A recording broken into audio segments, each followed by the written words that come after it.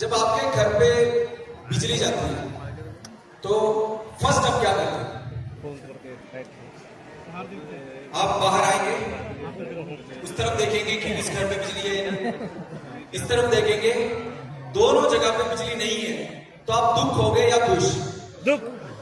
खुश, क्योंकि आप भी कट्टर हो, इसमें प्रॉब्लम नहीं है, दूसरों भी कट्टर में है तो हम खुश हैं। यस और नो? यस। बचपन से लेके अभी तक अब ऐसे ही जिए। जैसे आपकी बच्चे मार्क लेके आते हैं, उनको कितना है इनको कितना है, तो सबको मार्क कम है, तुम्हारा मार्क कम है, तब ठीक है। बचपन से लेके अभी तक, हाँ या ना, हाँ या ना, यस। उसमें चेंजेस आना बहुत जरूरी है, बहुत जरूरी। एक स्टोरी बताता हूं।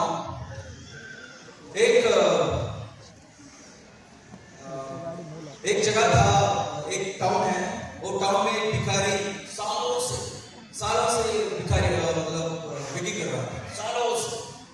तो इतना कंसिस्टेंटली करते करते उस जगह का नाम ही हो गया भिखारी कॉर्नर। भिखारी कॉर्नर में, भिखारी कॉर्नर ये ना तेलुगु में मीनिंग। तो कोई भी काम आप कंसिस्टेंटली करोगे सक्सेस हो जाएगा, ठीक है। ये भिखारी था जहां बैठ के करते करते करते करते उस जगह का नाम ही उनके नाम पे हो गया, भिखारी कॉर्नर, ठीक है। तो सब जान पहचान हो गए, रेगुलर कस्टमर भी थे, क्योंकि हर दिन इनको 1 रुपया 2 रुपया ऐसे रेगुलर कस्टमर भी हो गए थे, उनको हर दिन करते थे, कंसिस्टेंटली करते थे। मगर एक दिन का देहांत, तो देहांत हुआ, तो वहां का जो जान पहचान के लोग हैं, जो बिजनेस चलाते हैं साथ में, तो उन्होंने सोचा कि सालों से जानते हैं तो इनका सही तरीके से अंतिम संस्कार करना चाहिए। तो अंतिम संस्कार करने के लिए सबने उनको लिया, तो उनके सामने बहुत ज्यादा चीजें थी उनके जो बहुत गंदे थे, तो वो भी वहां पे डाल नहीं सकते, तो सबको साथ लिया। तो गंदे चीज लेते लेते एक लिया तो उसके पीछे और एक लिया तो उसके पीछे और लेके लेके लेके थोड़ा नीचे गया, तो नीचे जाते जाते उनको एक ट्रेशर मिल गया। तो ट्रेशर को तेलुगु में क्या कहते हैं? दीदी। मलयालम में भी दीदी कहते हैं। तो दीदी मिल गया, तो दीदी मिल गया, तो सबने बोला अरे ये लोग, ये भिखारी इतना बेवकूफ, इतने सालों से दीदी के ऊपर, वो जो सोना है उनका वैल्यू करोड़ों है, तो ये दीदी के ऊपर बैठ के पिज्जा मांग रहे थे। भिखारी पिज्जा ही बोलना है, मलयालम में पिज्जा ही कहते हैं, क्या बात है, हम पड़ोसी कर गए तब तो पिज्जा कर रहे थे। तो इनको मालूम नहीं था कि इतना बड़ा निधि है इनके नीचे। अरे यार बेचारा। तो वहां पे एक बड़ा आदमी था जो उम्र में थोड़ा बड़ा है, तो उन्होंने पूछा अरे तुम उस भिखारी के बारे में बात कर रहे हो, जहां तुम बैठे हैं वहां कभी खोद के देखा है क्या? हम क्या करते हैं, हमेशा दूसरों के बारे में सोचते हैं, दूसरों को कंपेयर करते हैं, दूसरों के बारे में बोलते हैं। क्या कभी भी आप अपने बारे में सोचा? क्या सही सोचा? कहीं जो सही में आप क्या है वो कभी आपने ढूंढा है क्या?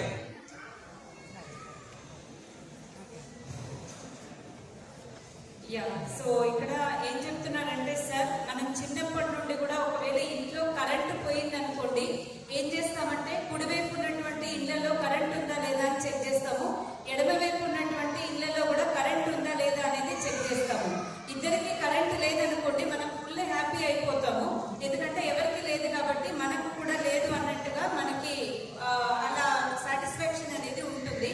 సో ఇక్కడ సార్ ఒక స్టోరీ అనేది చెప్తున్నారు.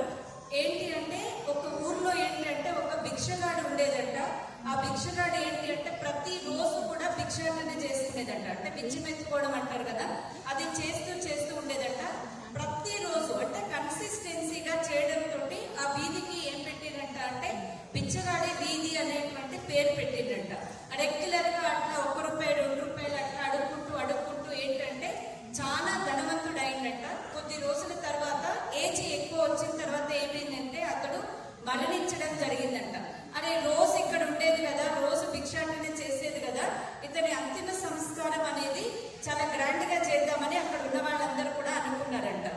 సో అనుకున్న తర్వాత ఏంటి అంటే అక్కడ ఉన్నటువంటి వస్తువులన్నీ తీద్దామనేసి ఒక వస్తువు తీసిందంట, 2, 3, 4 అట్లా తీస్తూ పోతే ఏమవుతుందంటే ఒక నిధి అనేది దొరికిందంట. అక్కడ వచ్చేసి ఆ ఆ నిధి ఏంటి అంటే మొత్తం బంగారము అంటే కొన్ని కోట్ల ఇక్కడ డబ్బు అనేది కూడా అక్కడ ఉందంట.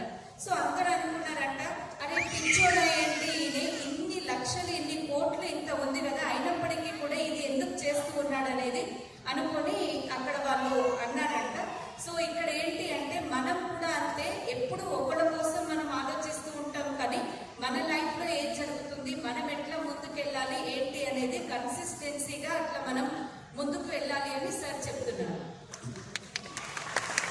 ठीक है, जब ताली बजाते हैं तो जोर से बजना चाहिए, जब हंसते हो तो खोल के हंसना चाहिए, खुल के हंसना चाहिए, हंसना नहीं मालूम ఎస్ సార్, నవ్వితే అందరూ కూడా మనస్ఫూర్తిగా నవ్వండి అని చెప్తున్నారు. దిల్ కోల్కే అంటారు కదా, అంటే మనకి మనసు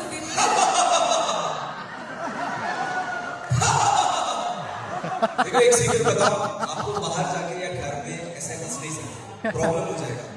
जो हंस सकते हैं वीक हो सकता है, ये भी हो सकता है, तो आप पकड़ के ऐसे सीरियसली मत पकड़ो। कोई ऑफिस वगैरह आपका कोई बॉस नहीं है यहाँ पे, जैसे मैं सालों तक बैठा, आप खुल के जीना पसंद करते हो, यस, एंजॉय करना पसंद करते हो, बोल करना पसंद करते हो, हंसो अभी। ओके ठीक, तो देखो कभी कभी क्या होता है कि हम ना हमारे लाइफ के बारे में हम जानते नहीं, हम कभी लिख के दिया यार मेरा लाइफ तो गया, आप जानते नहीं हो लाइफ का गेम, लाइफ एक गेम है। देखो हम दो तरीके से, आपने एक ही तरीके का गेम देखा होगा, फाइनाइट गेम। फाइनाइट गेम का मतलब क्या है, सब कुछ फिक्स्ड है, और दूसरा है इनफाइनाइट गेम, जहां कुछ भी फिक्स नहीं है मगर गेम है। फर्स्ट फाइनाइट गेम का मैं एग्जांपल बता रहा हूं, वो है कोई भी मैच ले लो जिसने मनुष्य ने बनाया, क्रिकेट ले लो, फुटबॉल ले लो, कितने बजे स्टार्ट होगा मालूम है, कौन कौन खेलने जा रहा है, वो खेलने के पहले आपको मालूम है कि कौन कौन खेलने जा रहा है, मालूम है कितना घंटे खेलेगा, मालूम है कितना रन हुआ, कब बंद होगा, कौन होगा, ये सब फिक्स है ना। दूसरा गेम है इनफाइनाइट गेम। इनफाइनाइट गेम का मतलब क्या है, उस गेम में कुछ भी फिक्स है, कुछ भी फिक्स नहीं है, कभी भी कुछ भी चेंज कर सकते हैं, कुछ भी हो सकता है। एग्जांपल बताऊं आपकी जिंदगी, क्या आपको पता था कि आप इस माँ बाप के बेटे या बेटी होके पैदा होगा, आपको पता था क्या? नहीं। जब आपने जन्म लिया, जब आप बड़े हुए, शादी हो गई या हो गया, तो उस वक्त आपको मालूम था क्या इस बंदे से या इस मेल या फीमेल से शादी होगा, मालूम था क्या? तो अब जो बेटे हुआ, आपको पता था कि कौन आएगा, बेटा आएगा बेटी आएगा, कुछ भी मालूम नहीं है। तो क्या है कि ये, मगर आपको ये लग रहा है कि ये कंट्रोल में नहीं है, मगर आप समझना चाहिए भले ये गेम दोनों एक फिक्स है, एक फिक्स नहीं है, दूसरा ये टाइम बाउंडेड है, इसमें टाइम ही नहीं है, तो कभी भी मतलब कुछ भी चेंज हो सकता है। ये रिजल्ट ओरिएंटेड है, मतलब इसमें एक बार यहाँ पे रिजल्ट हुआ तो वो चेंज नहीं कर सकता।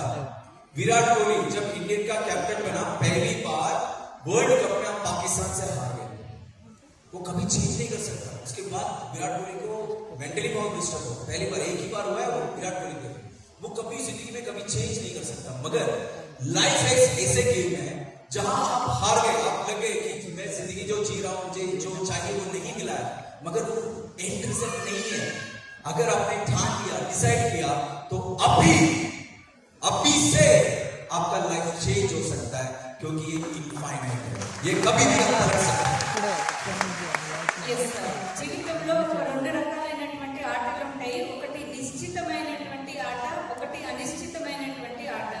ఈ నిశ్చితమైనటువంటి ఆట ఏంటంటే ఫిక్స్డ్ ఉంటుంది, లైక్ క్రికెట్ కానీ ఫుట్బాల్ కానీ అలా మీరు తీసుకున్నారంటే మొత్తం కూడా ముందే సెట్ చేసి ఉంటుంది, ఎంతమంది ప్లేయర్స్ ఉంటారు, ఎన్ని బాల్స్ ఉంటాయి, ఎన్ని రన్నులు చేయాలి, అవన్నీ కూడా అక్కడ చేంజ్ అనేది ఏమీ ఉండదు, రిజల్ట్ అనేది ఎప్పుడు కూడా మారదు, ఒకేలాగా ఉంటుంది.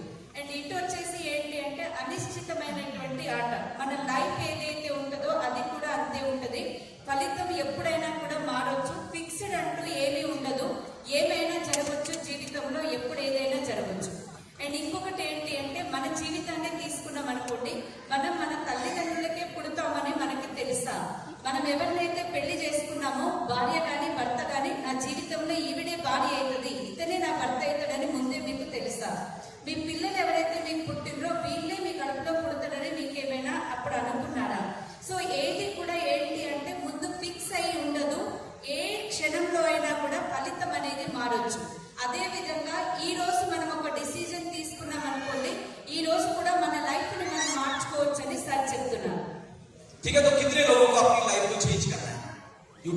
करना है, आया ना? तो लाइफ चेंज करने के लिए सबसे इंपॉर्टेंट चीज क्या है? मैडम जी, मैं पैराग्राफ ड्राइव करेंगे, कुछ लोग ना ऊपर देख रहे हैं, नीचे देख रहे हैं, मुझे नहीं देख रहे हैं, आपको भी नहीं देख पा रहा है क्योंकि आप बैठे हैं। तो हम ना जल्दी जल्दी ट्रांसलेट करें, कोई बात नहीं, दिक्कत है क्योंकि आप तो फास्ट हो, मैं भी थोड़ा फास्ट हो जाऊँ। ओके मैडम, इतने जोरदार तालियां। तो आप इनसे पूछ लीजिए, लाइफ चेंज होने के लिए सबसे जरूरी चीज क्या है? జీవితం మార్చుకోవడానికి మనకి చాలా ఇంపార్టెంట్ థింగ్ ఏంటి అని సార్ అడుగుతున్నారు. ఎంతమంది రెడీ ఉన్నారు మీ లైఫ్ ని మీరు చేంజ్ చేసుకోవడానికి అని అంటున్నారు?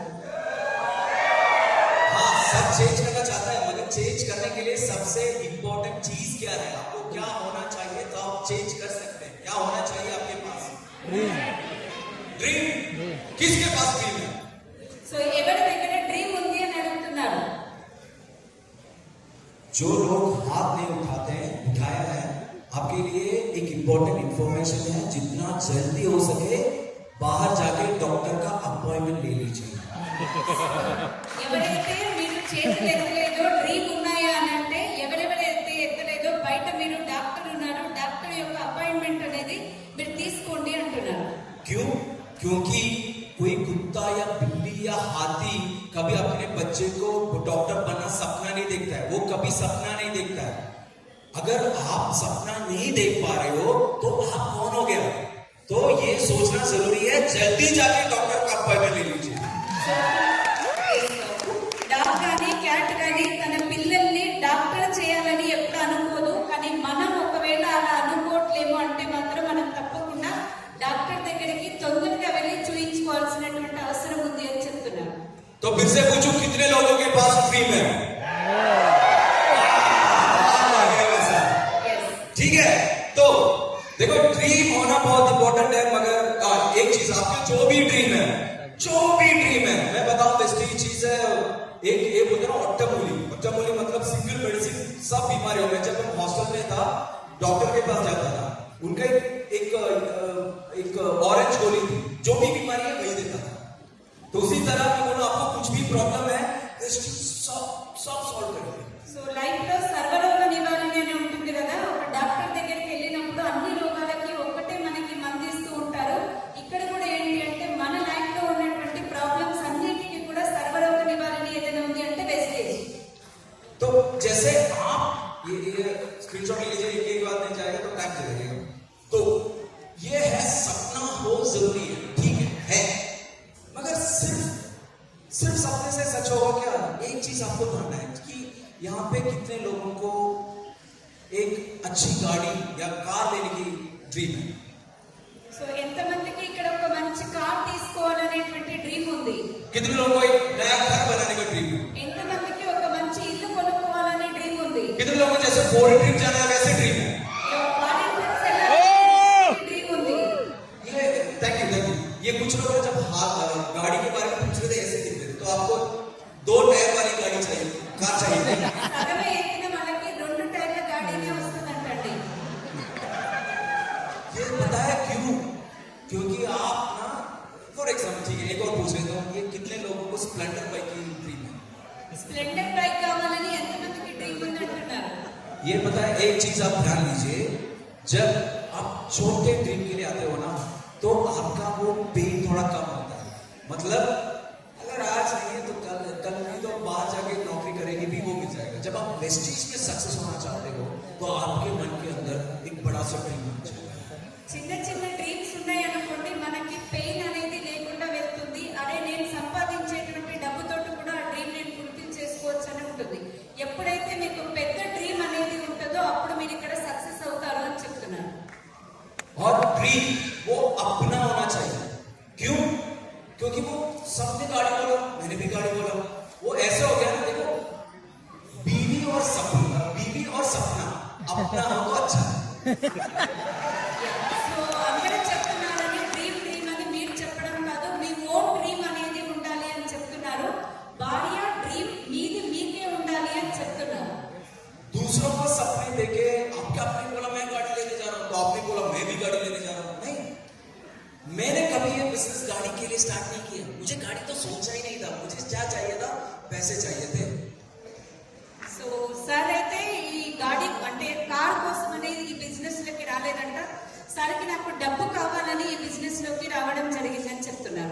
और ड्रीम इतना मजबूत होनी चाहिए कि आपको नींद ना आए. సో డ్రీమ్ ఇంత స్ట్రాంగ్ ఉండాలి అంటే నిద్ర కూడా పట్టకూడదంట. ఆ డ్రీమ్ మనకి గుర్తొస్తాయి. ये क्यों, मैं ऐसे क्यों कह रहा हूं? फॉर एग्जाम्पल सोचो आपके घर में बेटा है जो बहुत प्यार करते हैं, ठीक है. बाहर तेज बारिश होती है, तेज बारिश. तो उस वक्त बेटा बोल रहा है पापा मम्मा चॉकलेट दिलवाना, तो आप क्या बोलोगे? సో బయట ఏంటంటే విపరీతమైనటువంటి వర్షం పడుతుందంట. విపరీతమైనటువంటి వర్షం పడుతుందంట. మీ బాబు ఏంటంటే నాన్న నాకు ఒక చాక్లెట్ కావాలని అడుగుతున్నారంట. మీరేం చేస్తారు అప్పుడు? ఏం చేస్తారు అప్పుడు? क्या बोलोगे? बारिश पड़ रही है, मत जाओ. తగ్గాకే వెళ్దామంటారు సార్. चुप हो, चुप बैठो. ऐसे बोलते ना. अरे माँ उसको तो बच्चा ऐसे बोलता है. ऐसे होता है. ठीक है, तो दूसरा कंडीशन आता है. उस दूसरा कंडीशन में क्या है कि बच्चे का बर्थडे, शाम को पार्टी, ठीक है, आपने केक ऑर्डर किया, केक लेके आना और बारिश, तेज बारिश. तो क्या करेंगे आप? वेट करेंगे, बारिश खत्म हो जाए, वेट करेंगे. जैसे शाम होते ही आप क्या है कि पार्टी है, केक लेके आना पड़ेगा. तो बहुत वेट करने के बाद लास्ट में लेके आएंगे. हाँ या ना? Yes. సో బర్త్డే అవుతుంది అనుకోండి, మీ బాబుది కానీ పాపది కానీ బయట విపరీతమైనటువంటి వర్షం పడుతుంది. విపరీతమైన వర్షం పడుతుంది. అక్కడ ఏంటంటే కేక్ తీసుకొని రావాలి. అప్పుడు మనం ఏం చేస్తామంటే అరే వర్షం తగ్గితే వెళ్దాం అని లాస్ట్ మూమెంట్ వరకు చూస్తాం. అవునా కాదా? अब तीसरा जगह मैं बताता हूं जहां तेज बारिश हो रहा है, तेज बारिश, और आपके बेटा जो है फीवर है, रो रहा है, ठीक है, इतनी ज्यादा फीवर है कि बहुत फीवर है. तो आप क्या बोलोगे? आप बोलोगे क्या चुप? आप बोलोगे क्या बारिश बंद करने तो वेट कर लेता हूं, बारिश बंद होने तो लेके जाता हूं, शायद बोलेंगे? आप देखेंगे कि कैसे इसको लेके जाओ. गाड़ी निकल नहीं सकते तो कैसे लेके जाओ उनको, किसी भी तरह आप हॉस्पिटल लेके जाओगे. हाँ या ना? Yes. तीनों कंडीशन में बेटा आपका ही था, है ना?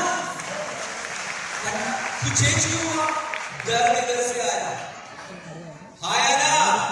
तो जब आपके सपने के बारे में, जब आप आपके सपने के बारे में सोचते हो तो क्या फीलिंग आता है आपको? ఇక్కడ ఏం చెప్తున్నానంటే థర్డ్ ఎగ్జాంపుల్ సార్, మీ బాబుకు విపరీతమైనటువంటి జ్వరం వచ్చింది, బాగా ఏడుస్తున్నాడు, తట్టుకోలేనంత ఫీవర్ వస్తే ఏ చూప్ ఉండు అంటారా, లేదంటే నేను నా బాబుని బండి మీద తీసుకెళ్లాలా, ఎట్లా తీసుకెళ్లాలనేది మీరు ఆలోచిస్తారా? కండిషన్ చూడండి వేరు వేరు. కానీ ఇక్కడ సార్ ఏమంటున్నారంటే మన డ్రీమ్ కూడా లోపలి నుండి వచ్చింది అనుకోండి, పెయిన్ఫుల్ డ్రీమ్ ఉందనుకోండి, దాన్ని ఎట్లా మనం సక్సెస్ చేసుకోవాలనేది మన మీద ఆధారపడి ఉంటుందని చెప్తున్నాను. अर्थమైందా? ये होता है आवाज, मतलब जवाब. ठीक है, एक बार अर्थమైందా? Yes. यस. तो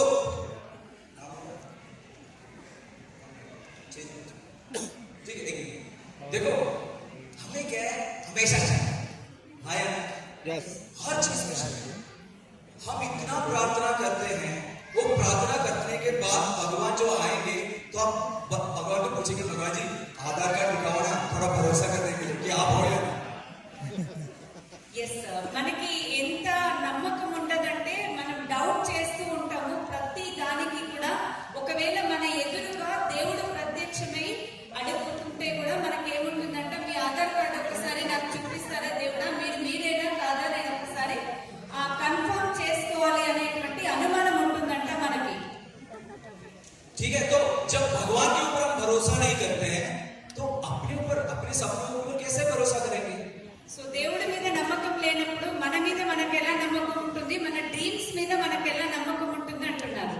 और एक चीज में बताऊं, ये हाँ, प्लीज ये एक चीज में बताऊं, ये हो गया क्या? तो एक चीज में आपको बताऊं, ये आपकी प्रॉब्लम नहीं है, ये आपके कारण, ये सबको शक करना, ये पता है क्यों? ये आपके पूर्व जन्मों के कारण हो रहा है. ఎస్ ఇది మన ప్రాబ్లం కాదంట, మన పూర్వీకుల నుండి వస్తున్నటువంటి ప్రాబ్లం అంట ఇది. ये पता है कौन है? సో ఎవరో ఇక్కడ తెలుస్తుందా అని అడుగుతున్నారు. ये हमारे पूर्व जन्म के, रेस्पेक्ट करो प्लीज. సో ఇక్కడ ఎవరైతే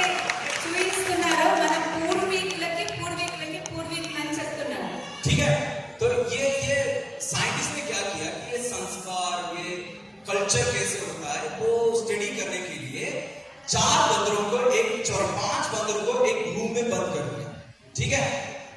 సైంటిఫిక్ గా ప్రూవ్ చేయడానికి ఏం చేసిందంట అంటే 5 ఏవైతే కోతులు ఉన్నాయో వాటిని ఒక దగ్గర పెట్టడం జరిగిందంట. 4 बंदरों को रूम में बंद कर दिया और एक सीढ़ी के ऊपर बनाना रख दिया, ठीक है, केला रख दिया। Yes. तो हमारे पूर्वज क्या करेंगे, क्या करेंगे? యా, అక్కడ ఏంటంటే ఒక రూమ్ లో 5 కోతుల్ని బంధించి దానికి నిచ్చెన పైన ఏం పెట్టిందంటే అరటి పండ్లు పెట్టిందంట. సో ఏం చేస్తాయి ఇప్పుడు అవి అని అడుగుతున్నారు. तो जैसे वो जाने के लिए जैसे सीढ़ी पकड़ेंगे तब ऊपर से इतनी ठंडी पानी आएगा सबके ऊपर, तो बहुत ठंड होगा। तो फिर से कोशिश किया, पानी आ गया, फिर से कोशिश किया, पानी आ गया। तो पानी आते आते ही लोग कोशिश करना बंद कर दिया। ఎస్, అక్కడ బనానా తీసుకోవాలంటే ఏంటంటే పైకి వెళ్తూ ఉంటే ఏంటంటే చల్లని వాటర్ అనేది వీటి మీద పడుతున్నాయి, మళ్ళీ పైకి వెళ్తుంటే చల్లటి వాటర్ అనేది వీళ్ళ మీద పడుతూ ఉన్నాయి. అప్పుడు ఏంటంటే ఇంకా నా వల్ల కాదులే అని ఇవి ఆగిపోవడం జరిగిందంట. जब बंदरों ने कोशिश करना बंद किया था तो साइंटिस्ट ने क्या किया, एक बंदर को हटा के नया बंदर को लेके आया, ठीक है। जैसे नया बंदर आया वो देख रहा है, अरे यार ये तो पागल हो गए, वहां पे केला है, ये लोग जा नहीं रहे, मैं जाके लेता हूं।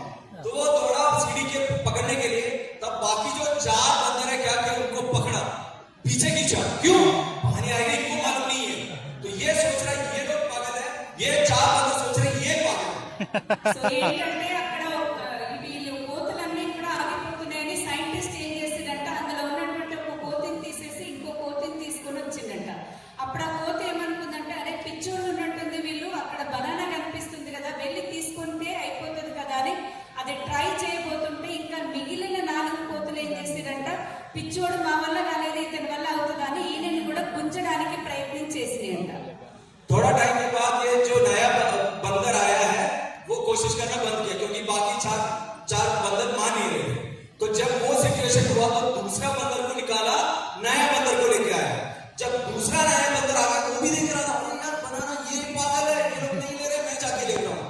तो बाकी 4 बंदर बोल रहे हैं ये पागल है, जाएगा तो पानी आएगा। तो फिर से पकड़ लिया, पीछे खींचा। సో ఈ బందర్ కోతి ఏదైతే ఉందో చేయట్లేదు అనేసి సైంటిస్ట్ ఏం చేసేదంట అంటే ఇంకొక కోతిని తీసేసి కొత్త కోతిని తీసుకొని వచ్చి పెట్టిందంట. మళ్ళీ అది కూడా అదే అనుకుందంట, అరే వీళ్ళు పిచ్చోళ్ళ ఏంటి ఎదురుగా బనానా కనిపిస్తుంటే తినట్లేదు అనేసి ట్రై చేయడానికి పోతే మళ్ళీ మిగిలిన 4 కోతులు ఏం చేసినాయంట అంటే వాటిని కూడా లాగేటువంటి ప్రయత్నం చేసి అక్కడనే ఉంచేసినాయంట. फिर करते करते तीसरा बंदर जाके नया बंदर आ गया, 14 बंदर जाके नया बंदर आ गया, यही कंटिन्यू हुआ। और उसके बाद जो 5वां बंदर को निकाला, नया बंदर आया, ठीक है। जो 5वां नया बंदर आया तब जो पुरानी ये जो 4 बंदर है इनके ऊपर एक बूंद पानी भी नहीं गिरा है। तब भी जब 5वां बंदर आया ये जो 4 बंदर ने उनको पकड़ा। क्यों? क्योंकि जाएंगे तो पानी गिरेगा। इनके ऊपर पानी गिरा है क्या? नहीं। क्यों? क्योंकि उनके पूर्वजों ने बोला था कि पानी गिरेगा।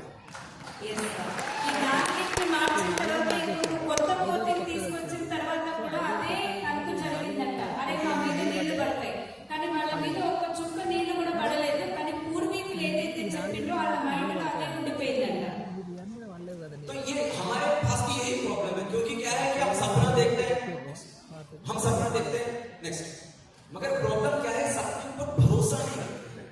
ये भरोसा करना बहुत मुश्किल है। और मैं बताऊं, मैं इस बिजनेस में सबसे ज्यादा मुश्किल इसी चीज में हुआ है कि भरोसा करने के लिए, बिजनेस में भरोसा करने, सपने के ऊपर भरोसा करने के लिए, हर चीज में बहुत ज्यादा मैंने सबसे ज्यादा स्ट्रगल इसमें किया, हर चीज को शक के साथ। ఎస్ సార్, ఇక్కడ మనతోటి కూడా చాలా వరకు ఇలాగే అవుతుందని చెప్తున్నారు. మన మీద మనకి విశ్వాసం లేకపోవడం, బిజినెస్ మీద విశ్వాసం లేకపోవడం తోటి ఇలా జరుగుతుంది. సార్ కి కూడా అలాగే ఉండేదంట. ఫస్ట్ లో బిజినెస్ మీద సార్ కి నమ్మకం లేకపోవడం అనేది ఫస్ట్ లో ప్రాబ్లం అయిందని చెప్తున్నారు. ये प्रॉब्लम क्या है, जब आप आपके सपने के ऊपर भरोसा नहीं करते हैं तो लोग आपके सपने चुरा के लेके जाएंगे। మన కళల మీద మనకు నమ్మకం లేనప్పుడు మన కళలని దొంగిలించేటువంటి అవకాశం ఉంటుంది, వేరే వాళ్ళు అని చెప్తున్నారు సార్.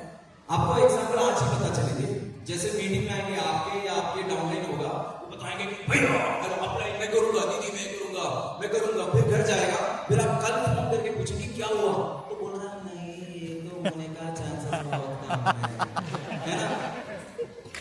क्यों ऐसे क्यों हुआ? कोई उनका सपना चुरा के लेके गया। ఈ రోజు మీకు ఈ విషయం అర్థమవుతుంది అని చెప్తున్నారు. ఈ మీటింగ్ అంతా అయిపోయిన తర్వాత నేను చేస్తాను అని అంటారు. మళ్ళీ రేపు మనం ఫోన్ చేసినప్పుడు ఏమవుతుందంటే అరే దీది నా వల్ల కాదు, సార్ నా వల్ల కాదు అని అంటారు. ఎందుకు అంటే వాళ్ళ డ్రీమ్ అనేది వాళ్ళకి లేదు, వాళ్ళ డ్రీమ్ ని వేరే వాళ్ళు దొంగిలించబడింది అని చెప్తున్నారు. आप सोचेंगे कि सपना जो चोरी करते हैं वो मास्क पहन के आता है, गन लेके आता है, ऐसे कुछ नहीं। जो आता है मुस्कुरा के आता है, अच्छे ड्रेस में आता है। वो देखने के लिए आपके पड़ोसी जैसे, आपके दोस्त जैसे लगेंगे, वो आएंगे जिस आप हेडसेट में वो आके बताएंगे कल मैं स्टेज मीटिंग में गया था क्या तो आप थोड़ा ऐसे हो जाएगा। फिर कल ऑफिस जाएंगे जो आप एक्साइटेड हो तो देखिए बताएगा आपके दोस्त क्या हुआ, फिर गया तू गया तो उसके बाद मन में ऐसा आएगा यार नहीं मैं कुछ गलत कर रहा हूं। अब क्या हुआ, वो लोग आपके सपने चोरी लेके गए। కళలు దొంగిలించడం అంటే ముసుగేసుకొని గన్నేసుకొని ఎవరు రారు, మన ఇంటి పక్కన ఉన్న వాళ్ళు అంటారు అరే ఏంటి నువ్వు ఏదైనా మీటింగ్కి వెళ్ళినావా అంటే మనం కొంచెం అంటాము. అప్పుడు కొద్ది వరకు మన డ్రీమ్ అనేది డౌన్ అయిపోతుంది. నెక్స్ట్ డే ఏంటి అంటే ఆఫీస్కి వెళ్ళగానే వాళ్ళు కూడా అడుగుతారు అరే అన్నా నువ్వు నిన్న మీటింగ్కి వెళ్ళినట్టుంది కదా అనగానే ఇంకా ఏంటంటే మన మీద మనకే డౌట్ అనేది వచ్చేస్తుంది. ఆ విధంగా మన డ్రీమ్ అనేది స్ట్రాంగ్ ఉండకుండా మన మీద మనకు నమ్మకం అనేది పోతుందని చెప్తున్నారు. मैंने भी बहुत लोगों को बात किया जब बिजनेस में आया, मैंने डिसाइड किया कि करना है। मैंने दोस्त से बात किया, एक भी दोस्त मेरे साथ नहीं आया, मेरे कजिन्स नहीं आए। मैंने कहा ठीक है कोई बात नहीं, उनको आना है मत आओ, वो लोग बुरे नहीं है, उनको नहीं आना मत आओ। मगर वो लोगों को मैंने साफ मना कर दिया, मेरा सपना चोरी करने के लिए, मेरा सपना मेरा है, मैं किसी को भी वो चोरी करने के लिए नहीं दूंगा। బిజినెస్ స్టార్ట్ చేసినప్పుడు ఫ్రెండ్స్ కూడా ఎవరు లేరంట, వాళ్ళ కజిన్స్ రిలేటివ్స్ ఎవరు కూడా లేరంట. లేకున్నా కానీ నేను ఈ బిజినెస్ లో సక్సెస్ అవుతాను అనేటువంటి నమ్మకంతో స్టార్ట్ చేశారు.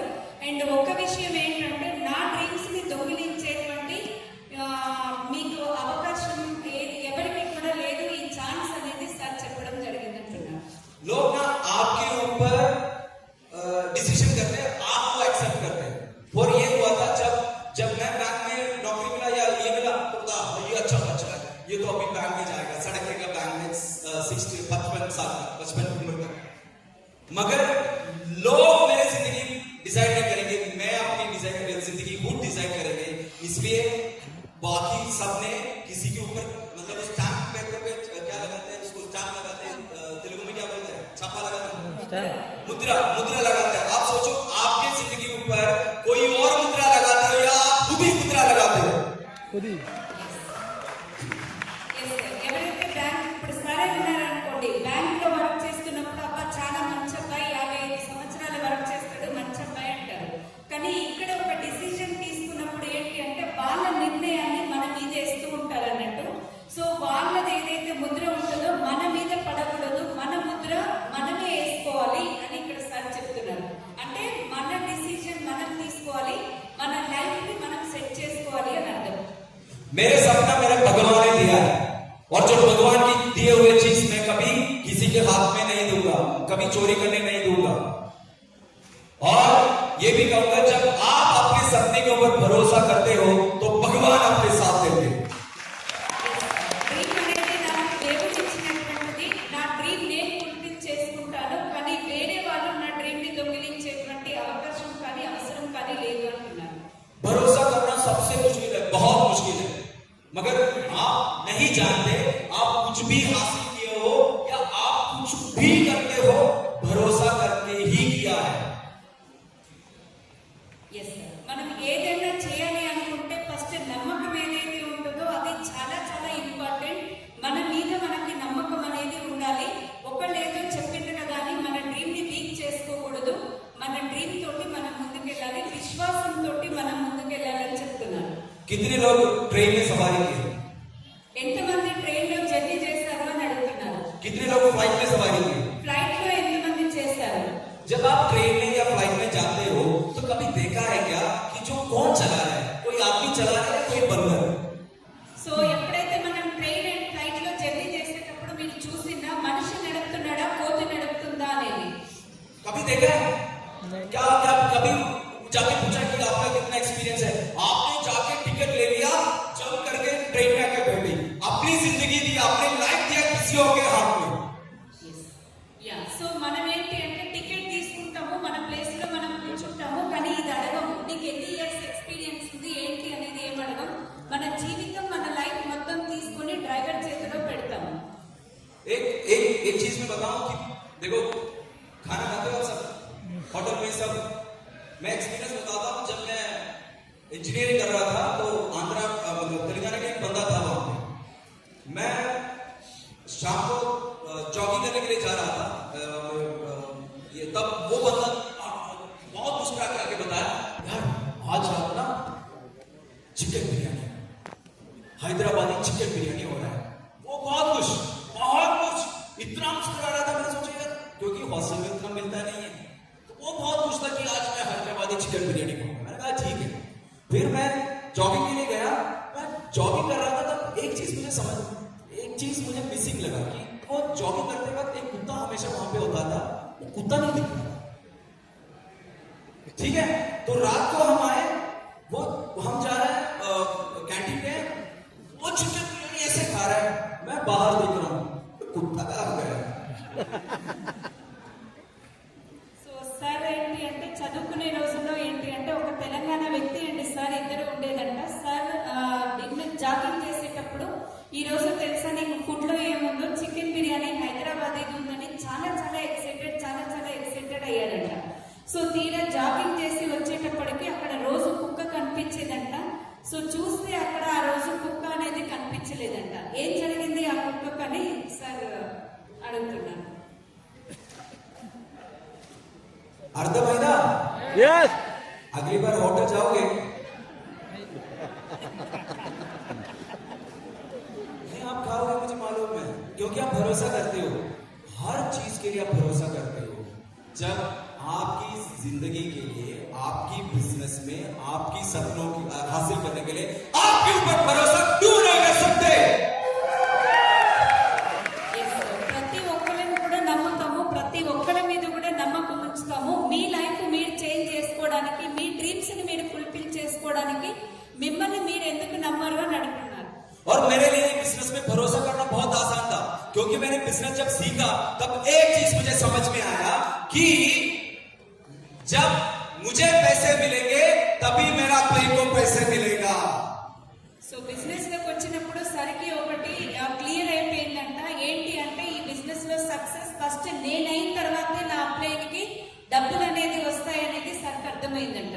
जब मेरा प्लेन बोला तुम कर सकते हो, तुम करो, मैं इसलिए भरोसा नहीं किया कि वो पिताजी है. हाँ वो पिताजी है, मगर मुझे मालूम था जब मेरा बिजनेस बढ़ेगा तब उनको डबल मुनाफा है. बेटा भी सक्सेस हो रहा है और ऐसे डिस्ट्रीब्यूटर भरोसा रहते. जब आप आपके अपलाइन को आपके पिता के समान भरोसा करोगे और काम करोगे तो आपका सक्सेस आसान हो जाएगा. సో సార్ ఏమంటున్నారంటే ఇక్కడ నువ్వు చేయగలవు అన్నప్పుడు సరికి ఒక నమ్మకం అనేది ఏర్పడిందంట. ఎందుకంటే ఎప్పుడైతే డౌన్ లైన్ సక్సెస్ అవుతారో ఆటోమేటిక్ గా ఒక బాప్ లాగా అప్లైన్ కూడా సక్సెస్ అవుతారు.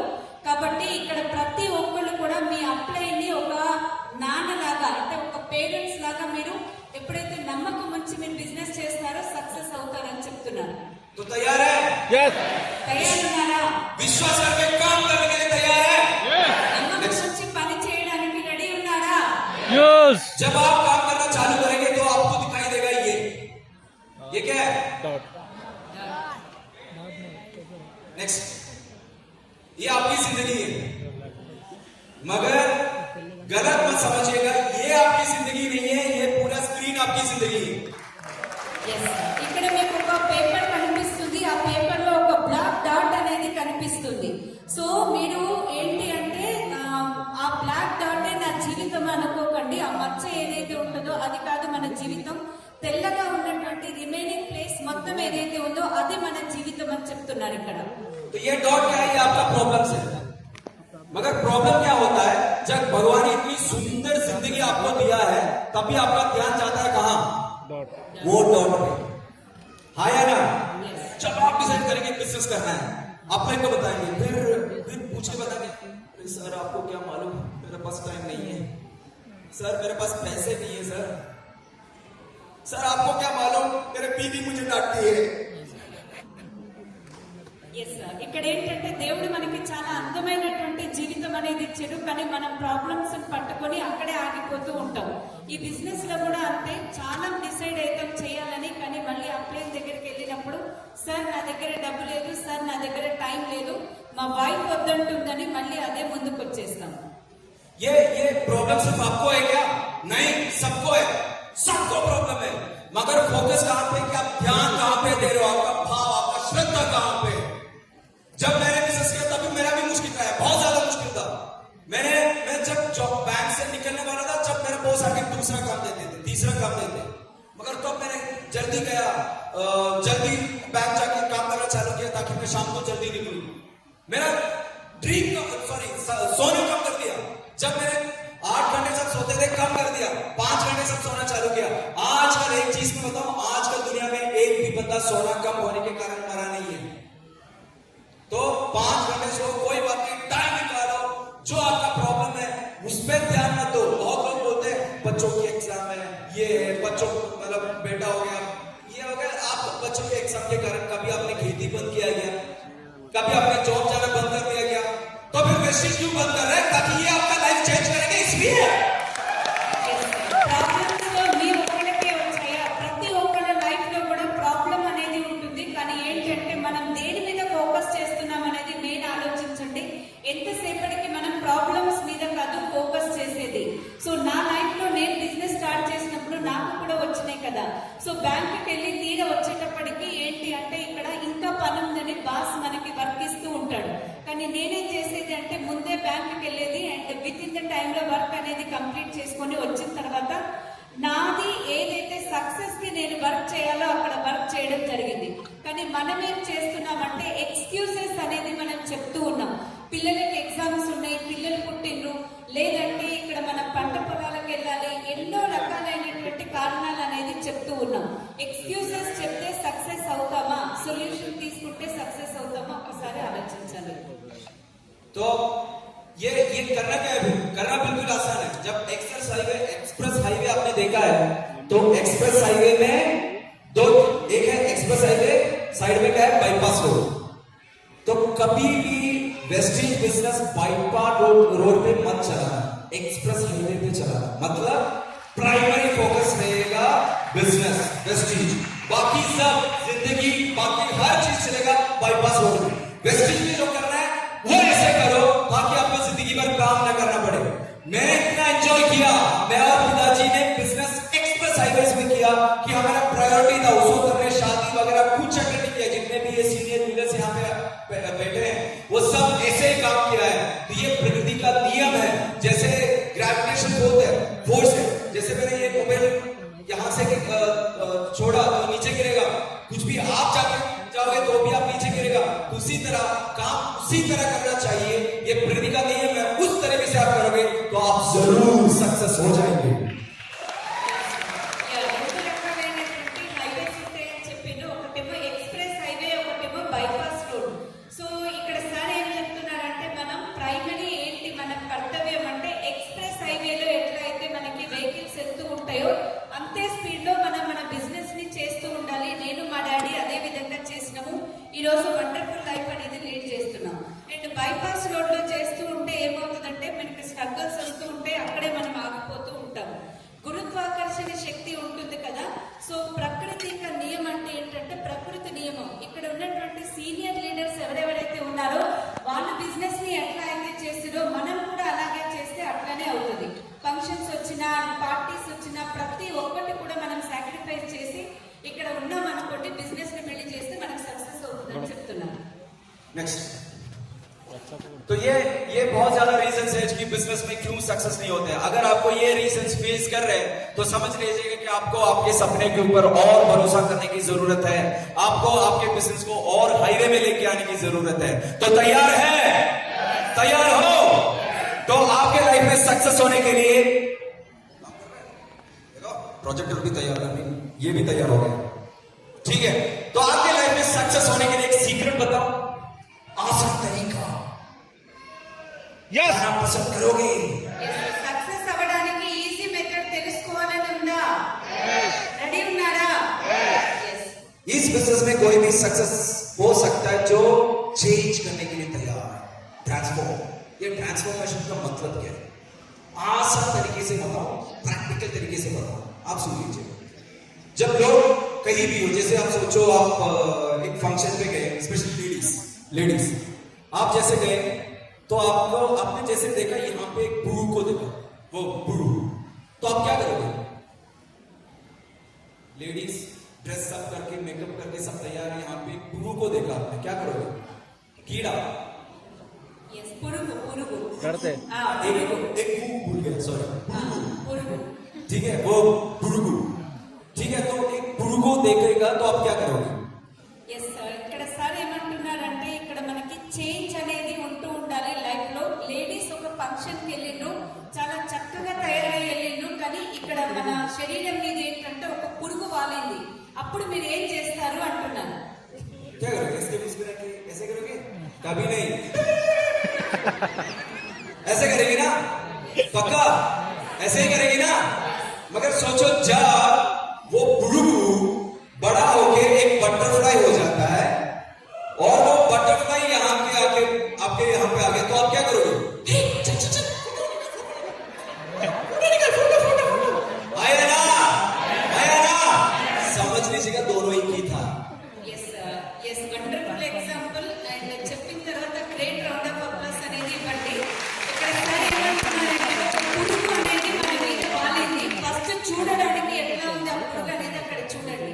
ఒకవేళ అదే చేంజ్ అయిన తర్వాత ఒక సీతాకోక చిలుకగా మారి మన మీద వాలినప్పుడు మీరు చీ చీ అంటారా? సెల్ఫీ తీసుకుందాం, హే సెల్ఫీ నేను తీసుకుంటున్నానని సెల్ఫీ తీసుకుంటారా? ఒకటే, కానీ చేంజ్ అవ్వడం తోటి ఎంత మనకి లైఫ్ లో కూడా ఎంత చేంజ్ వస్తుంది అనేది చూడండి. मेरा क्वेश्चन ये है कि आप बुलबुल बन के प्लान करने जा रहे हो या बटरफ्लाई बन के प्लान दिखाने जा रहे हो? మనం Butterfly. ఉండి మనం ప్లాన్ చూపించడానికి వెళ్తామా, లేదంటే ఒక సీతాకోక చిలుకలాగా ఉండి ప్లాన్ చూపించడానికి వెళ్తామా అంటున్నాను. जब आप बुलबुल बन के प्लान दिखाओगे सब बोलेंगे अरे नहीं चल चल चल, मगर आप बटरफ्लाई बन के सेल्फ कॉन्फिडेंस के साथ जाएंगे तो सुनेंगे क्या हो रहा है, इनको कुछ हो गया, ये क्या हो रहा है। और ये बटरफ्लाई बनने के लिए बेंच गाड़ी या कुछ की जरूरत नहीं है। यहाँ पे जो भी लीडर्स है बेंच गाड़ी लेने के बाद बिजनेस नहीं किया है, इन्होंने इंटरनल स्ट्रेंथ वो ना अपने आप को ट्रांसफॉर्म किया तब बिजनेस चला।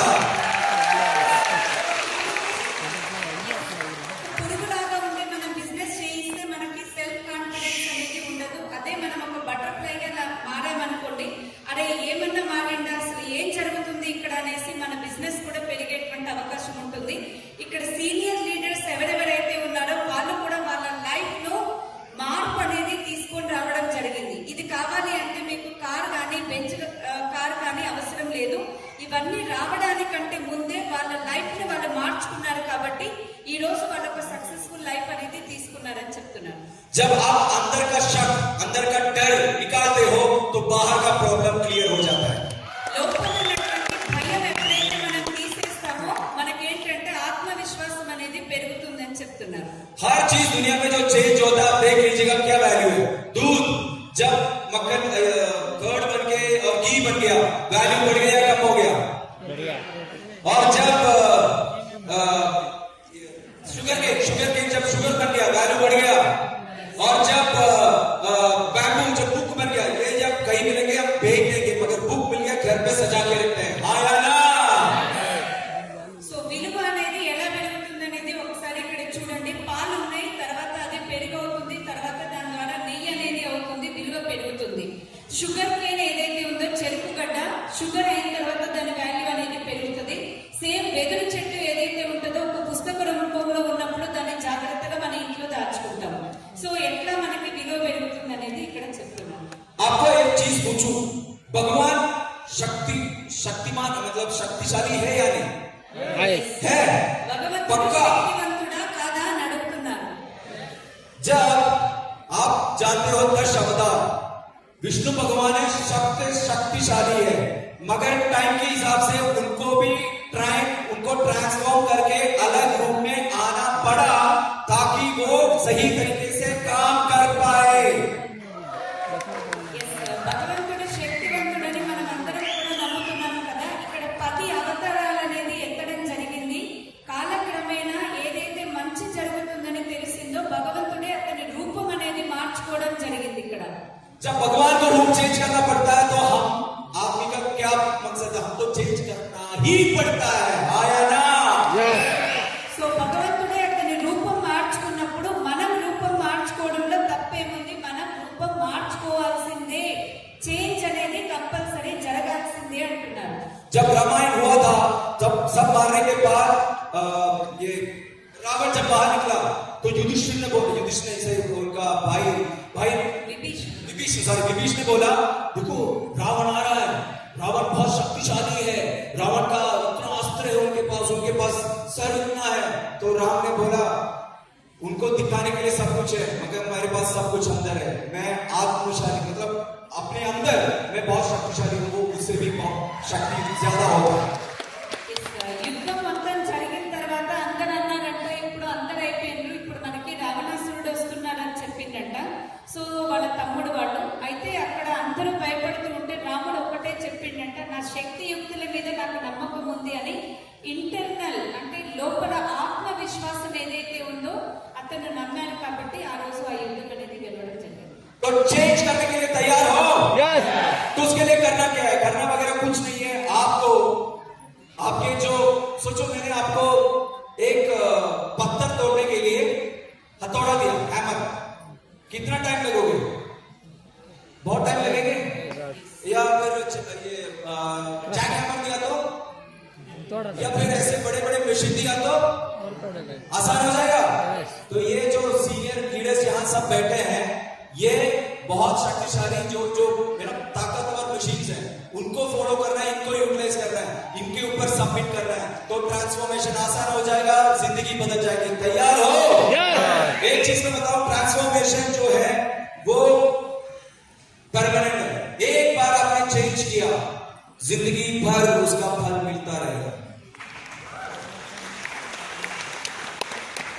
बिना कोई शक के, पूर्ण समर्पण करके, पूरा सबमिट करके। एक बार आपने चेंज किया तो पूरा जिंदगी आप चेंज कर सकते हो।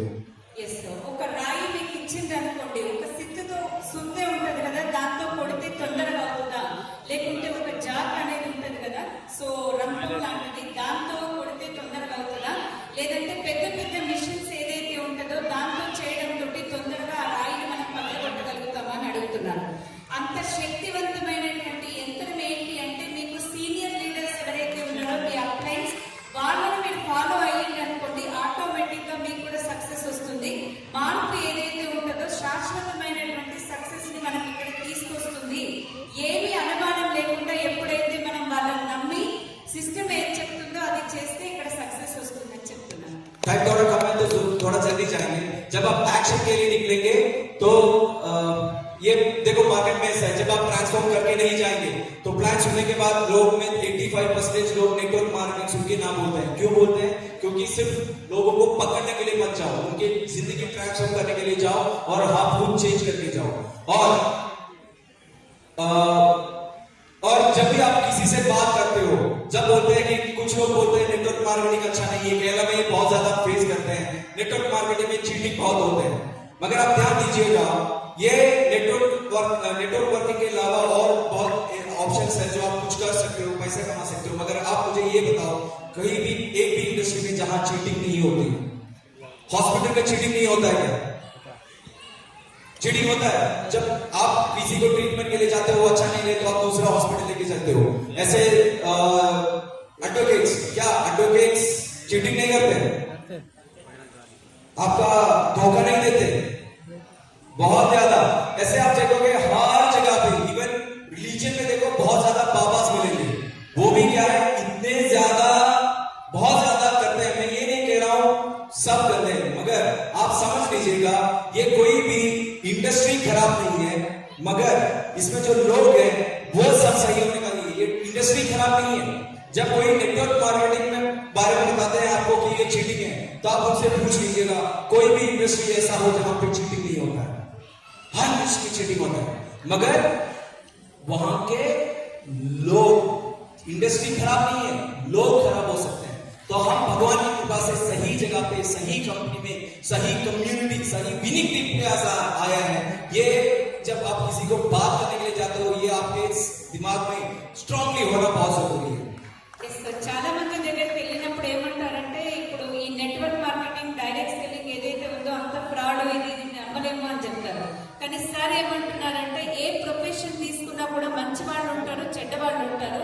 సో మన దాంట్లో కూడా ఏంటంటే రైట్ ప్లేస్ లో మనం ఉన్నాము, రైట్ కమ్యూనిటీలో ఉన్నాము, రైట్ లీడర్షిప్ లో మనం ఉన్నాము కాబట్టి 100% ఇక్కడ మనది రైట్ అని చెప్తున్నారు.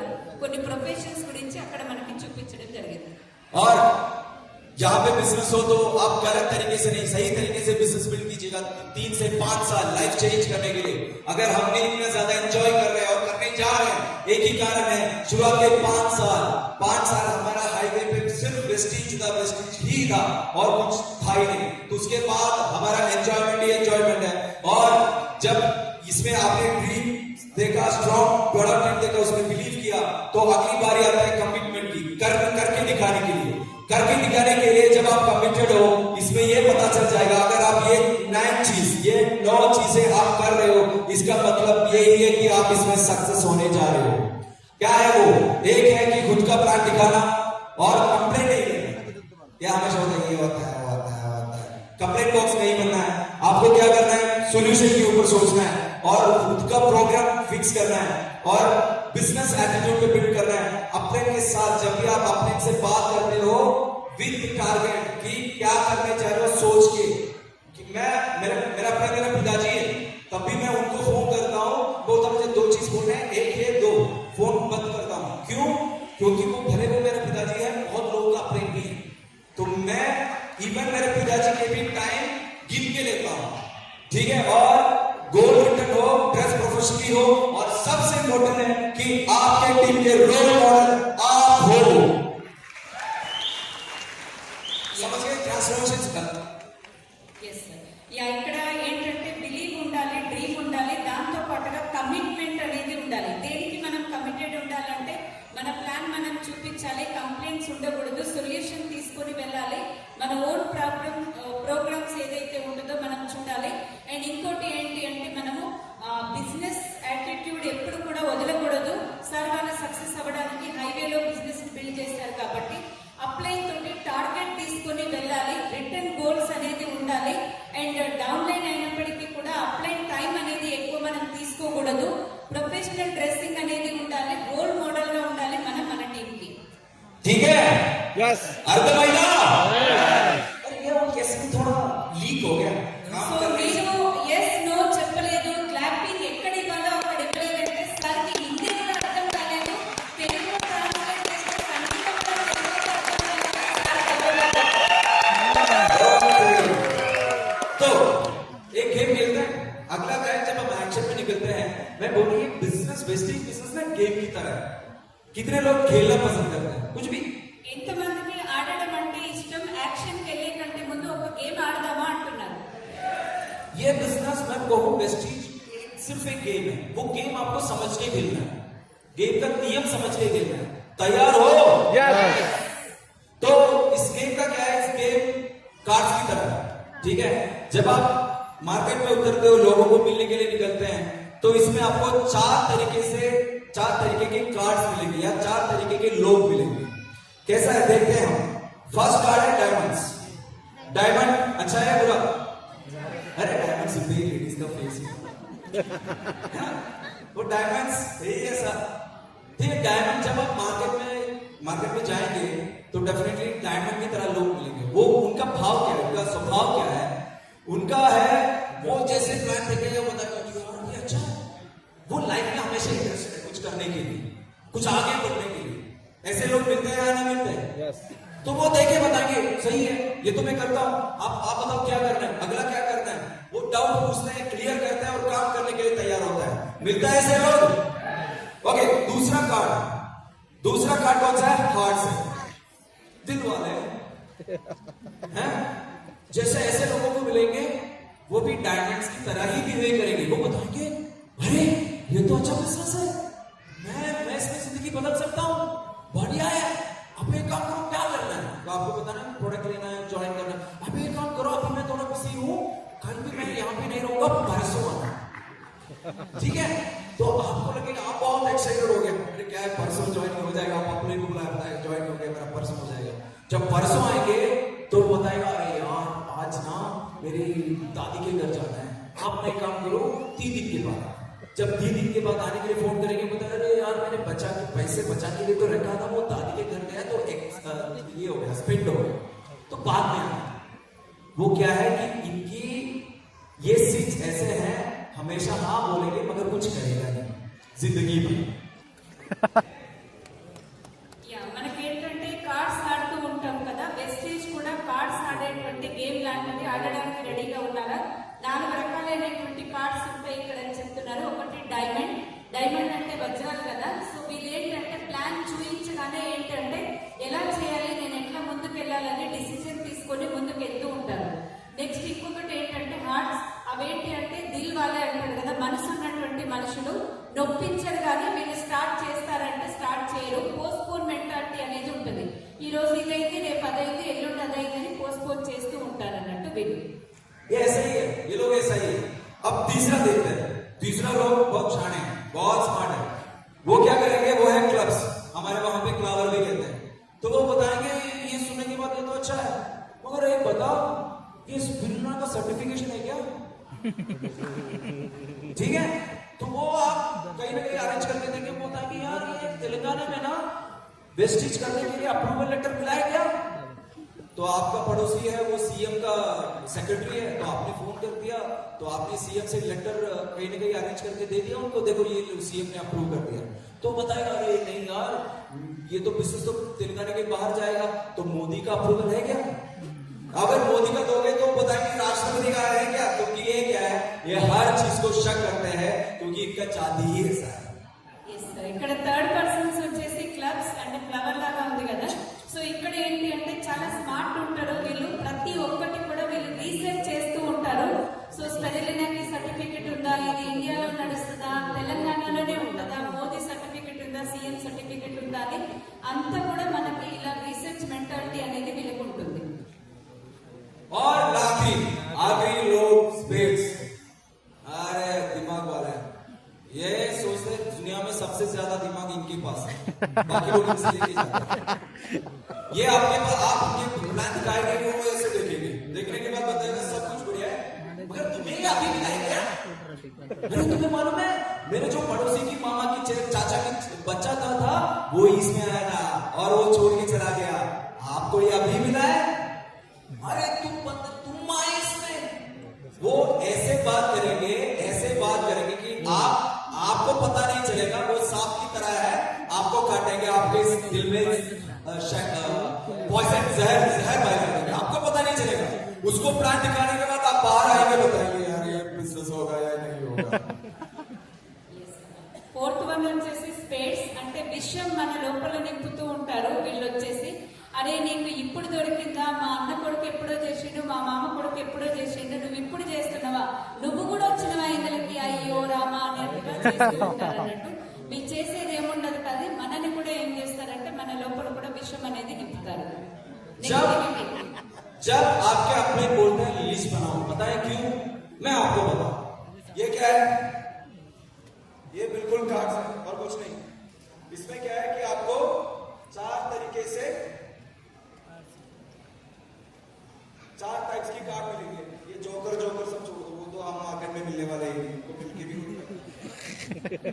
ठीक है। तो हमें क्या करना है, जब आप मार्केट में जाते हो, भाई साहब आपका नाम क्या है? महेंद्र जी ने प्लान देखा, बहुत एक्साइटेड हो गया, अरे यार करना है, ठीक है। तो महेंद्र जी ने मार्केट में गया, मगर मार्केट जाने के बाद ये नहीं है कि 4 पत्ते मत लेके जाओ, आपको क्या है लिस्ट लिखना है। लिस्ट क्यों है? क्योंकि आपके पास 50 लिस्ट हो तो इसमें क्या है, हर टाइप की लोग होता है, हाँ या ना? यस। तो आप महेंद्र जी आए, गेम खेला, फर्स्ट आदमी को प्लान दिखाया, ऊपर का प्लान क्या मिला उनको, डॉक्यूमेंट्स पूछेंगे, तुम्हें क्या गारंटी है कि इसमें तुम सक्सेस होगे? तुम महेंद्र जी एकदम हैरान, यार मेरा बिजनेस सक्सेस होगा या नहीं होगा? अगर वो सिर्फ एक ही आदमी को डिपेंड करके बिजनेस में आता तो बंद कर दो, बिजनेस बंद हो गया। हाँ या ना? अगर उनके पास और भी देखो, सक्सेस पाने के लिए एक नियम है कि गेम कभी छोड़ना नहीं चाहिए, खेलते रहना, खेलते रहना। तो उन्होंने फिर से अपना लिस्ट निकाला, उसमें से एक और बंदे को जाके देखा, क्या मिला? अरे डायमंड मिल गया, डायमंड मिल गया। तो क्या है कि ये खेलते रहना है, क्योंकि क्या है, अगर आप इसमें देखोगे, इसमें टोटल कितना कार्ड्स है? 52 कार्ड्स है, आया ना? इसमें कितना डायमंड्स रहेगा? 30। तो आपको खेलते रहना है, खेलते रहना है, जब तक आपको 6 डायमंड्स नहीं मिलता है तब तक खेलना है। जब 6 डायमंड्स मिलेगा तो आपका 1 लाख गारंटी होगा, आपका जिंदगी, आपके वीडियो नेक्स्ट जनरेशन में सक्सेस हो जाता है। तैयार हो? మన కంప్లైంట్స్ ఏం చెప్తూ ఉంటారంటే లిస్ట్ రాయండి అని చెప్తూ ఉంటారు. సో మనం అందులో ఒక 50 మెంబర్స్ మనం లిస్ట్ రాసినాం అనుకోండి, ఇందాక సార్ చెప్పారు కదా, డైమండ్స్ ఉంటారు, క్లబ్స్ ఉంటాయి, స్పేడ్స్ ఉంటాయి, అంటే రకరకాలైనటువంటి వ్యక్తులు ఉంటారు. అందులో ఏంటి అంటే మనకి 6 డైమండ్లు వచ్చేంత వరకు మనం ఈ ఆట ఆడుతూనే ఉండాలి.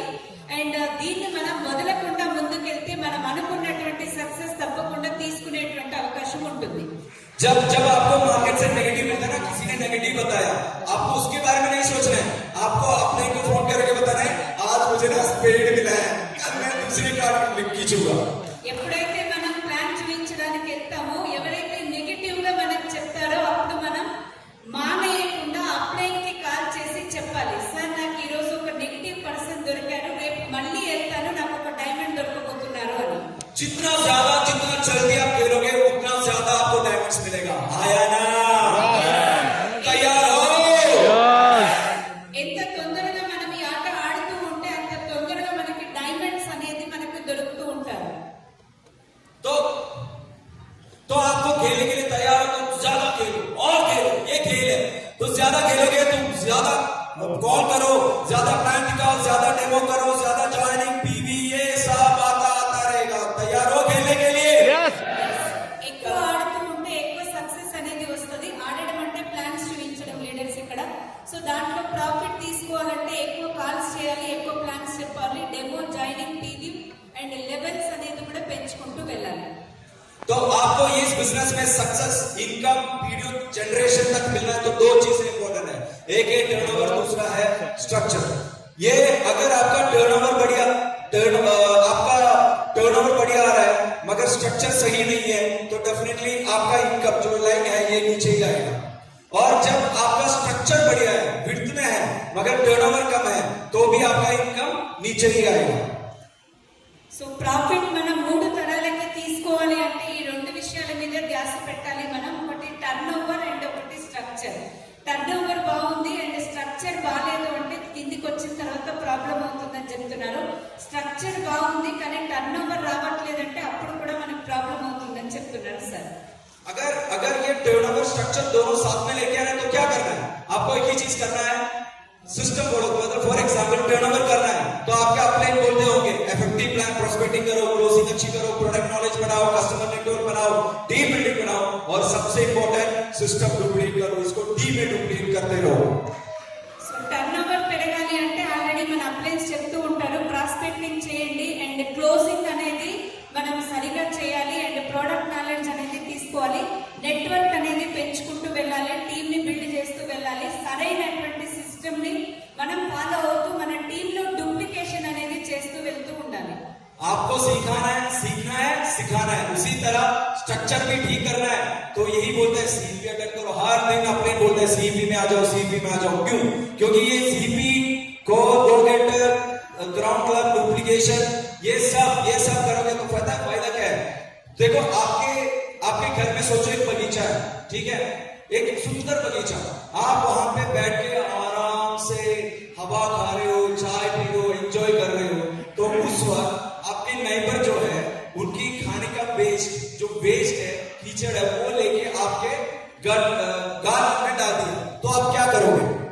ఇక్కడ సరే ఏం చెప్తున్నారంటే స్ట్రక్చర్ మనకి సరిగా ఉండాలి అంటే ఏం చేయాలంటే అందుకే అప్లైన్ సిఈపి అటెండ్ అవ్వండి, కోర్ చేయండి, మళ్ళీ గో గెటర్ అనేది మీరు చేయండి అండ్ నెక్స్ట్ 500 టీవీ క్లబ్ లో ఉండాలి, crown club and duplication proper గా ఉండాలని చెప్తున్నారు. ఇక్కడ మనం ఒక ఇల్లు ఉంది, ఆ ఇంట్లో ఏంటంటే ఒక బ్యూటిఫుల్ గార్డెన్ అనేది మనం కట్టుకున్నాము.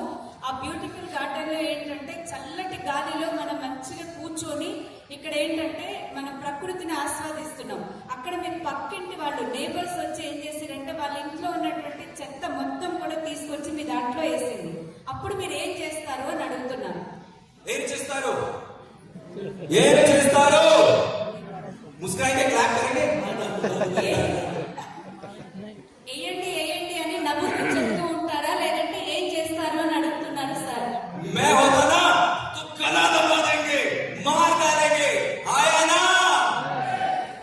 సో సార్ అయితే కోపంతో ఏంటంటే వాళ్ళ గల్లా పట్టుకొని వచ్చి చంపేసే అంత కోపం వస్తుందంట సార్కి. మీరేం చేస్తారు అంటున్నారు. जब जब भगवान ने आपको एक सुंदर बगीचा दिया है, वो है आपका दिमाग, ठीक है? आप क्या कहते हो? आपके पड़ोसी के पास जाते हो, वो बोलेगा अरे ये वो घर में ना ऐसे हुआ, यहाँ पे ना ऐसे हुआ, वो तो ये गंदी गंदी बातें हम सुन के कीचड़ डाल रहे हो भगवान की कृपा से जो दिया हुआ गार्डन में, आप खुद ही डालते हो, समझ रहे हो? ఒక అందమైనటువంటి మనకి గార్డెన్ అనేది మన బ్రెయిన్, దేవుడు మనకి ఒక మంచి మెదడు అనేది ఇచ్చిండు, ఆలోచన శక్తి అనేది ఇచ్చిండు. కానీ మనం ఏం చేస్తున్నామంటే పక్కింటోళ్ళు ఇది చేసిండు, ఎదురింటోళ్ళు అది చేసిండు అనేది ఆ నెగిటివిటీ మొత్తం కూడా మనం తెచ్చేసి ఆ చెత్త అంతా కూడా మన బ్రెయిన్ లో నింపుకుంటున్నాము. దేవుడు ఇచ్చినటువంటి దాన్ని మనమే ఖరాబ్ చేసుకుంటున్నామని చెప్తున్నాడు సార్. जब जब ओके, मैं तेलुगु सुन रहा था, तो अपने बारे में सोचना चाहिए, ठीक है? तो मैं ये बोल रहा था कि जब आपको क्या करना चाहिए, जब आप सीपी अटेंड करते हो, फायदा क्या है? जो गंदगी दिमाग में गया उसको हटा नहीं सकता, मगर पॉजिटिव डालते रहो, पॉजिटिव डालते रहो, डाल के आप ऑटोमेटिकली जो बुलबुल से बटरफ्लाई बन जाएगा. ఎప్పుడైతే మనం పాజిటివిటీ అనేది ఇక్కడ సిఇపిలో తీసుకుంటూ ఉంటున్నామో అప్పుడు ఏమవుతుందంటే మనకి ఏదైతే పురుగు మన మీద వాలిందో మన పాజిటివిటీ తోటి అది ఒక సీతాకోక చిలుకగా మారేటువంటి అవకాశం ఉంటుంది అంటున్నారు. जो तैयार हो? తయారున్నారా? तैयार ఉన్నారా? अरे मुझे मालूम है आप तो हाँ बोलेंगे, फिर बोलेंगे अरे मैं कौन हूँ, मैं कर सकता हूँ. ऐसे बहुत लोग अभी भी सोच रहे हैं. मैंने जो स्मार्ट लोगों को देखा है और उनका हालत भी देखा है. देखो एक ट्रेन होता है, उस ट्रेन का नाम है विनिंग सिस्टम, ठीक है? ये ट्रेन का टर्नेज क्या है? जैसे बोलो हैदराबाद से दिल्ली ट्रेन जाता है, सोचो डॉक्टर उसमें चढ़ गया तो कहां पहुंचेंगे? दिल्ली. सोचो इंजीनियर उसमें चढ़ गया तो कहां पहुंचेंगे? सोचो ड्राइवर उसमें चढ़ गया तो कहां पहुंचेंगे? सोचो सॉफ्टवेयर इंजीनियर था वो चढ़ गया, कहां पहुंचेंगे? भिखारी चढ़ गया, कहां पहुंचेंगे? क्योंकि वो ट्रेन होता है सिस्टम, उसमें आपका बैकग्राउंड नहीं देता, वो आप चढ़ो वो स्टेशन पहुंचा जाता है.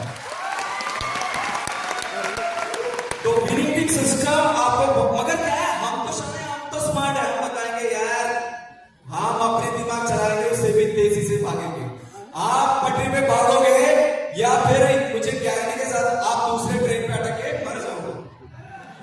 तो कौन सा बेहतर है? दिमाग वाले जाना चाहिए इसके अंदर, आया ना? यस. प्लीज खुद का सिस्टम मत चलाओ, अपने से पूछो क्या करना है, वही करना है. रेडी? ओके. तो एक चीज मैं आपको कह दूं कि हम हमेशा दूसरों को देखते हैं और अपने आप को अंडर एस्टिमेट करते हैं, मतलब नीचे हम खुद ही करते हैं. आपको पता नहीं है कि आपके अंदर क्या होता है. एक चेस आपने देखा होगा, चेस गेम में एक नियम है. ये सोल्जर है, योद्धा, सोल्जर पॉन, उसको सैनिक है. सैनिक सबसे वीक है, हाँ या ना? सबसे वीक है. और क्वीन है जो सबसे स्ट्रॉन्ग है, हाँ या ना? मगर आप खेलने के लिए तैयार हो, सिस्टम में हो, खेलते रहोगे, तो अगर कोई सैनिक बोर्ड से एक साइड से कदम रख के इस साइड आएगा तो वो क्या बन जाएगा? क्वीन बन जाएगा. मतलब मैं ये कह रहा हूं आप सबके अंदर वो ताकत है जो दुनिया हिला के देख सकते हैं, मगर आपको खेलते रहना, जब तक जीतना तब तक खेलते रहना. तैयार हो? ఇక్కడ సార్ చూపిస్తున్నారు చెస్ బోర్డ్ అనేది. సో ప్రాబ్లం ఏంటి అంటే మనని మనం తక్కువ చేసి చూసుకుంటూ ఉంటాము, ఎప్పుడు కూడా అండర్ ఎస్టిమేట్ చేసుకుంటూ ఉంటాం అన్నట్టు.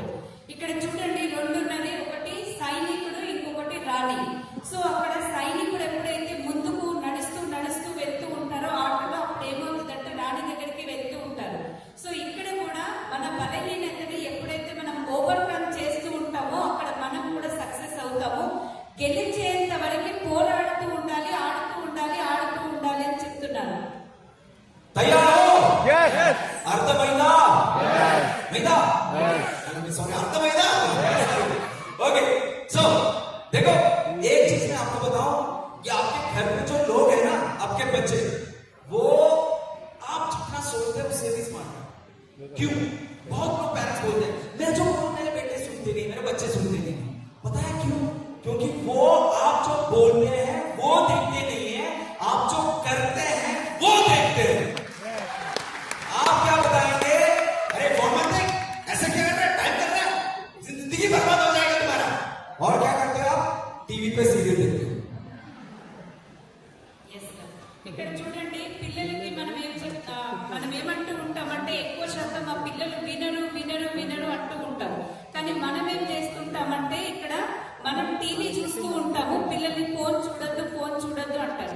అంటే మనం ఏం చేయాలి అంటే మనం ఏం చేస్తే పిల్లలు వింటారో, అంటే చెప్పేదానికంటే వాళ్ళు చూసి ఎక్కువ నేర్చుకుంటారు. కాబట్టి ఎప్పుడైతే మనం అక్కడ టీవీ చూడడం ఆపేస్తామో వాళ్ళు కూడా ఫోన్ చూడడం ఆపేస్తారు. और आपकी जिंदगी में सबसे ज्यादा सक्सेस वो है जब आपके बच्चे बताएंगे कि मेरे हीरो मेरे हीरोइन मेरे माँ बाप है। मेरे लाइफ में मेरे हीरो कोई सचिन तेंदुलकर या धोनी नहीं है। मेरे लाइफ में मेरे हीरो भरत जी है, भरत भैया है, वो सब भरतन कहते हैं। और कहूं कि मैं भी मेरे घर पे भी पिताजी बुलाए वो मोड़ के नहीं देखता, भरतन ना बुलाता है तब वो मोड़ के देखता है। दुनिया में एक ही बंदा है जो अपने बाप को अन्ना कहता है, वो मैं ही हूँ। సూపర్. ఇక్కడ సార్ ఏమంటున్నారంటే మన పిల్లలకి హీరో కానీ హీరోయిన్ కానీ ఎవరు అవ్వాలి అంటే పేరెంట్సే అవ్వాలి అని చెప్తున్నారు. ఇక్కడ వచ్చేసి ఏ సచిన్ టెండూల్కర్ కాదు, ఏ ధోని కాదు. ఎందుకంటే చూడండి ఈ రోజు నా అప్లైన్ నా డాడీ అయినటువంటి భరతన్ అన్న అంటేనే సార్ వింటారంట, డాడీ అంటే కూడా ఎక్కువ సార్లు వినరంట. మొత్తం కేరళకి ఎట్లయితే సార్ హీరోలో వీళ్ళ డాడీ కూడా సార్ కి హీరో. సో ప్రతి ఒక్కళ్ళకి కూడా మన పిల్లలకి హీరో మనం అవ్వాలి అని చెప్తున్నారు. मैं आपसे पूछ रहा हूँ आपके बच्चे की हीरो हीरोइन कौन है? మీ పిల్లల హీరో హీరోయిన్ ఎవరు అని అడుగుతారు. आप तैयार हो आपके जब बच्चे के मेरे बाप मुझे मेरे बाप की तरह बनना है, मुझे मेरी माँ की तरह बनना है, आपको पता कैसे लगेगा? आपको जब मैं मेरे पिताजी के बारे में सोचता हूँ एक्साइटेड नहीं, मेरे रोंगटे खड़े हो जाते हैं। ऐसे होना चाहिए आपके बच्चे को भी। तैयार हो? మీ పిల్లలకి హీరో హీరోయిన్ ఎవరు అవ్వాలనుకుంటున్నారు? మీ పిల్లల్ని అడిగితే వాళ్ళు ఏం చెప్పాలనుకుంటున్నారు? అలా ఒకవేళ మనం అవ్వాలంటే ఆ లాగా మనం పని చేసి అట్లా మనం ప్రూవ్ అయినాం అనుకోండి, మన పిల్లల హీరో హీరోయిన్ మనమే అవుతారు. రెడీ ఉన్నారా? देखो एक चीज मैं बताऊं, आप कुछ भी करोगे आपके बच्चे का हीरो नहीं बन सकता, मगर आप वेस्टीज करोगे जरूर बनेंगे। पता है क्यों? क्योंकि जब सिर्फ आप वेस्टीज करोगे तो आपके फायदे के लिए करोगे, मगर आप विनिंग टीम में करोगे, विनिंग टीम सर्वर बन के करोगे तो जितना रेस्पेक्ट बाहर मिलता है उससे भी वैल्यू यहाँ पे मिलता है। जब आपके बच्चे आते हैं फंक्शन पे और वो देखता है कि आपको पूरे हॉल के लोग जो रेस्पेक्ट देते हैं ना, ऑटोमेटिकली वो भी रेस्पेक्ट देना चालू करेंगे। समझ रहे हो? समझ रहे हो? सही कल्चर के साथ बिजनेस करना बहुत इंपॉर्टेंट है। सिर्फ अपने बारे में विनिंग टीम के जाबाज लोग, विनिंग टीम के सर्वर सिर्फ अपने बारे में नहीं सोचते, पूरे विनिंग टीम के बारे में सोचते हैं। यही फर्क है विनिंग टीम में आने का। Yes sir. సార్ ఏమంటున్నారంటే బయట ఎక్కడ మనం వర్క్ చేసినా కానీ మన పిల్లలకి మనం హీరో అవ్వలేము, కానీ ఇక్కడ వెస్టేజ్ విత్ విన్నింగ్ టీమ్ తో ఎప్పుడైతే మనం వర్క్ చేస్తామో విన్నింగ్ టీమ్ సర్వర్ ఎలా ఉంటారంటే వాళ్ళ స్వార్థం వాళ్ళని చూసుకోకుండా వేరే వాళ్ళ కోసం ఇక్కడ వర్క్ అనేది చేస్తారు. విలువలతో కూడినటువంటి ఇక్కడ మనం బిజినెస్ చేస్తున్నాం కాబట్టి హాల్ మొత్తంలో కూడా అది పాజిటివిటీ కానీ ఆ కల్చర్ కానీ చూసినప్పుడు మిమ్మల్ని వాళ్ళందరూ పొగుడుతూ ఉన్నప్పుడు మీ పిల్లలకి మీరే హీరో మీరే హీరోయిన్ అవుతారు. తయారున్నారా? आप एक्साइटेड हो या डर गए? एक्साइटेड हो? यस और नो? देखो एक चीज मैं आपको बताऊं, ये प्रकृति का नियम है। ये BC 1500 में पतंजलि महर्षि था, उन्होंने ही लिखा है, उन्होंने ही लिखा है। आपके अंदर इतना ताकत है कि आप नहीं जानते, कोई साइंटिस्ट नहीं जानते, मगर इन्होंने ये लिखा है कि when you are inspired by some great purpose or project, extraordinary project, मतलब आप एक बड़ी चीज के लिए, आपके अंदर इतनी फीलिंग आता है ना एक बड़ी चीज के लिए, तो जब वो आता है all your thoughts will break their bond, आपकी सोचने की तरीका बदल जाएंगे। आप जिस तरीके से, जिस नजरिया से दुनिया को देखते हैं, बदल जाएंगे। Your mind transcends limits, your conscious expands in every direction and you will find yourself in a great and new wonderful world.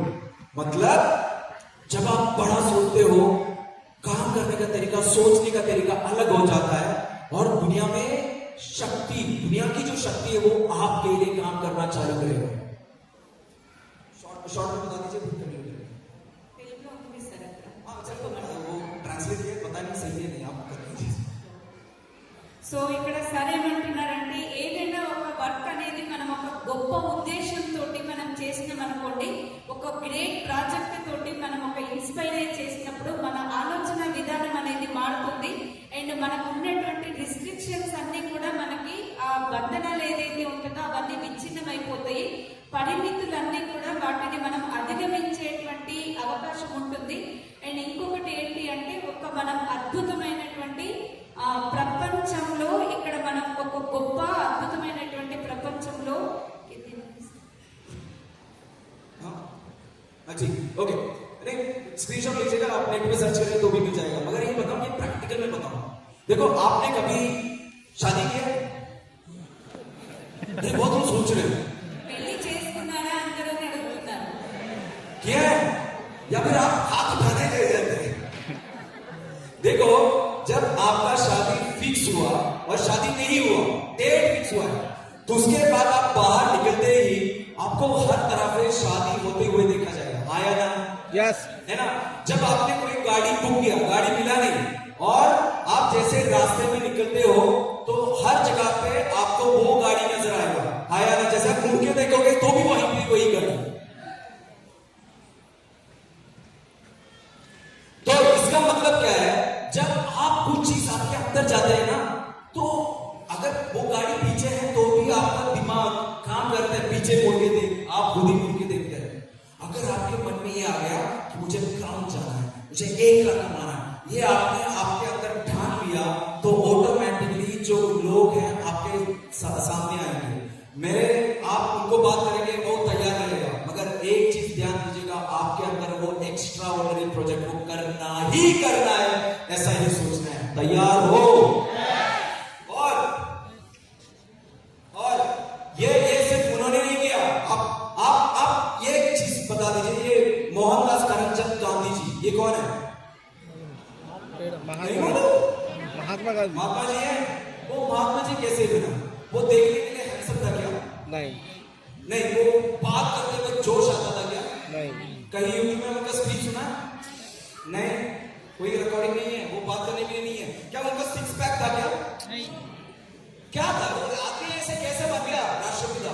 एक ही चीज था, उनका पर्पस बढ़िया था, उनका बड़ा काम करना था। जब आप बड़े काम के लिए सोचते हो तो पूरे दुनिया आपका मदद करेंगे। तैयार हो? तैयार हो? आप कौन है इसका कोई मतलब नहीं है, आप क्या बनना चाहते हो इसमें ही सब कुछ है। तैयार हो? ఒక టాక్సీ వెహికల్ ఉందండి, మారుతి TS34 TA 9775. ఎవరిది? 9775 ఇదో ప్లేట్ వెహికల్. ఒకసారి హ్యాండ్ చేయండి. ఓకే, మీ వెనక జామ్ అయిందంట సార్, కొంచెం పక్క జరిగిరండి. ఇంకొక వెహికల్ ఉంది, సేమ్ మారుతి 7761 TS01UC 7761 7761. ఎవరిది? 7761.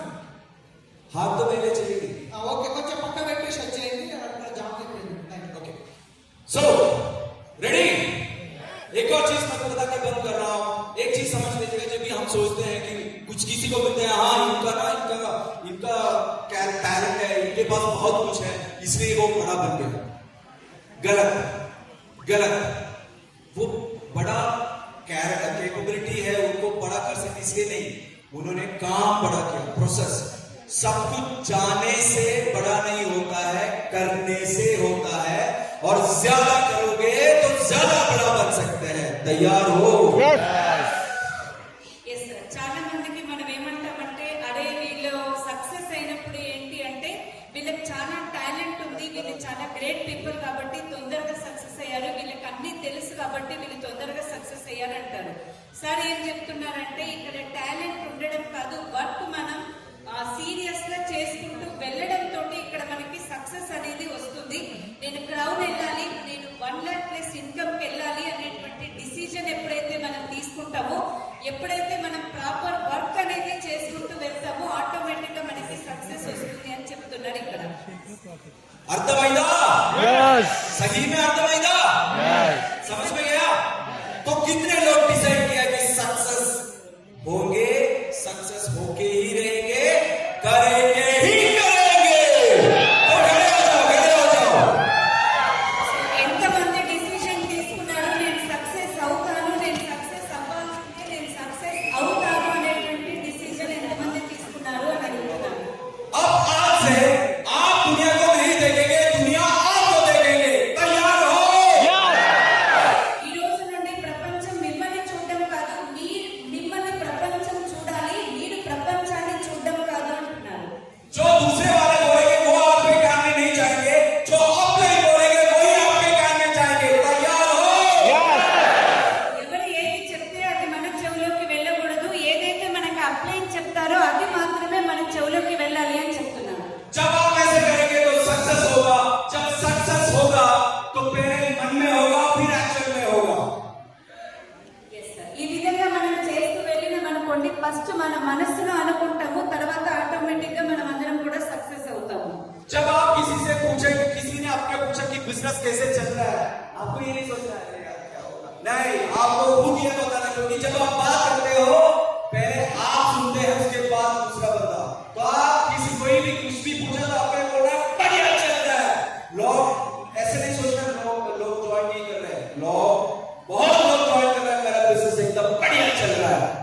ఎస్ సార్, బిజినెస్ ఎలా జరుగుతుందని వాళ్ళని అడిగినప్పుడు వారే ఏముంది ఎవరు అని అట్లా కాకుండా మీరు మాట్లాడేటువంటి మాట ఫస్ట్ వినేది మీరు, తర్వాత వేరే వాళ్ళు వింటారు. కాబట్టి చాలా బాగా నడుస్తుంది, చాలా బాగా జాయినింగ్స్ అనేది అవుతున్నాయని ప్రతి ఒక్కటి కూడా మనం పాజిటివ్ గా ఎక్సైట్మెంట్ తోటి ఉండాలని చెప్తున్నారు. जब आप सक्सेस होने के लिए तैयार हैं? यस सही में? सही में? देखो दिल की भाषा सुनना बहुत जरूरी है. यस ये हुई है बात. तो हम क्या करना है? सेलिब्रेट करना है. हम म्यूजिक लगाएंगे. आप ऑलरेडी सक्सेस हो चुका. సక్సెస్ అయినాం కాబట్టి మ్యూజిక్ అనేది పెట్టి సెలబ్రేట్ చేసుకోవాలి ఈ సక్సెస్ ని అంటున్నారు. जब आप म्यूजिक बजेंगे तो आप ग्राउंड डायरेक्टर, जो आपका सपना है, यूसीटी, टीसीटी, उसी तरह डांस करना है. तैयार हो? तो म्यूजिक लगेगा, जैसे रॉकी म्यूजिक आएगा आप अगले वॉल्यूम में स्टेज में जाने वाले हो. तो वो हम यहाँ पे प्रैक्टिस करेंगे. तैयार हो? నెక్స్ట్ రికార్డింగ్ లో మనం స్టేజ్ మీదకి వెళ్ళాల్సింది ఉంది, అక్కడ డాన్స్ అనేది మనం చేయాల్సింది కాబట్టి ప్రాక్టీస్ చేద్దాం ఇప్పటి నుండే అని సార్ చెప్తున్నారు. तो जैसे